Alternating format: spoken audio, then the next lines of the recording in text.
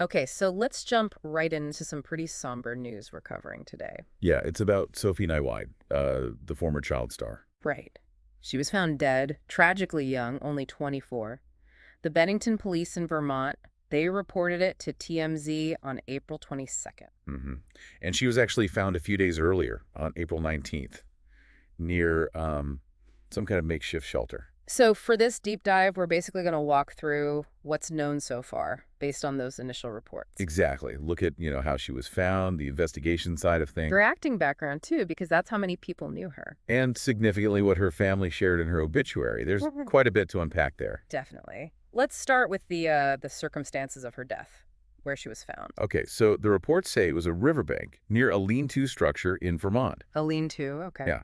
And they made a point of saying she wasn't actually living there. Oh, right. She was just there with some other people. Seems like it, including an unnamed man. But the police were quick to say he's not a suspect, correct? Correct. Not considered a suspect or even like a person of interest right now. That seems quite clear from the police statement. That is important context. So what about the cause of death?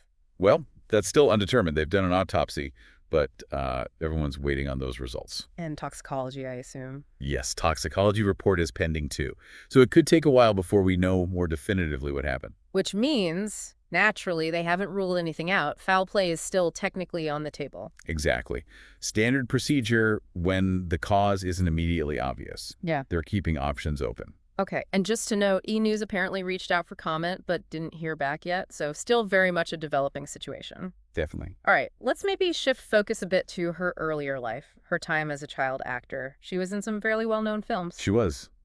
People might remember Margot at the Wedding back in 2007, Mm-hmm.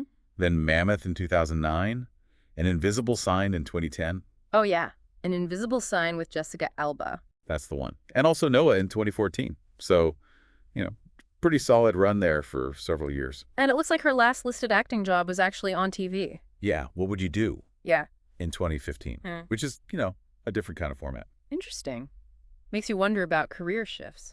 But back to her film work, the reports mentioned quite a few public appearances she made. Right. Premieres, film festivals, gives you a sense of that world. Like the Bella premiere at the New York Latino Film Festival, July '07. She was there with Eduardo Verostegui. Yep. And then just a couple months later, she's at the Toronto International Film Festival for New York City Serenade. Wow, busy schedule for a kid. Absolutely. Another Bella premiere in New York in October '07, this time with Tammy Blanchard, really shows the promotional side of things. You don't just make the movie. No, you promote it. Yeah. And then there's mention of filming An Invisible Sign with Jessica Alba around November 2008, Okay. and then Mammoth, that brought more travel. Berlin, for the Berlin Film Festival in February 2009. Right, with Gail Garcia Bernal and the director, Lucas Moodysson. Yeah, and there was that detail about her at a press conference holding a stuffed mammoth toy. Oh, I saw that mentioned. It kind of hits you, doesn't it? Professional setting, but still very much a child. Exactly that duality. Mm. Then later, October 2010, she's at the Hamptons Film Festival for a reception related to Row C. With the director and another young actress. So it's a sustained period in the spotlight. It really seems that way, yeah. Okay, so that's the public image from her early career. But then we get to the obituary, which paints a much more complex picture. It really does. It starts off describing her very positively, creative, athletic, and wise beyond her years. Someone who accomplished so much. Right. And it even says she seemed happiest on a movie set, quote, becoming someone else. That phrase, becoming someone else, wow. It does make you think, doesn't it? Like, was acting an escape? It's a very resonant phrase.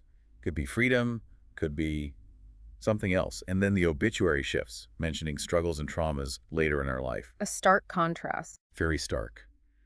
And there's a line, Sophie was a kind and trusting girl. Often this left her open to being taken advantage of by others. Oof. That suggests a real vulnerability, maybe something that was hard to navigate as she got older. It certainly implies that. And then it gets even more direct. The part about self-medicating. Yeah. It says she self-medicated to deal with all the trauma and shame she held inside, and it resulted in her death. Just incredibly direct and heartbreaking. It explicitly links her struggles to her passing. It does. No ambiguity there. Yeah. The family clearly wanted that acknowledged. They also called her an eager adventurer, which is interesting. Maybe hints at searching for something. Perhaps. Trying to find a way through, maybe.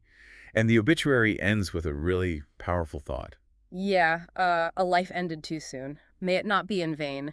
May we all learn from her brief life on Earth and do better. It's quite a message, isn't it? A plea, almost. A call for reflection on mental health, substance use, how we support people. Absolutely.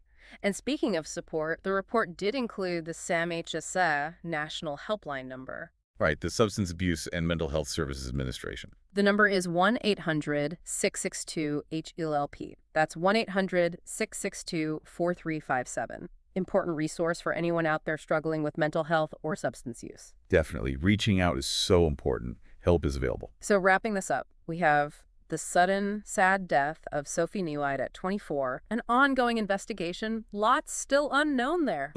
And this real contrast between her visible early success as a child actor Yeah, all those premieres and and the films. private struggles with trauma and self-medication that her family described so openly in her obituary. It's really striking. It makes you think about the pressures, especially for kids growing up in that industry, the transition to adulthood. It does. It highlights complexities that often remain hidden behind the public facade. And that final line from her obituary, may we all learn and do better. It really leaves you with something to consider, doesn't it? It absolutely does. Maybe your story can prompt more conversations about mental health, about supporting young people in difficult transitions, and just being aware that appearances can be very deceiving. A difficult story, but an important one to understand. Lots to think about.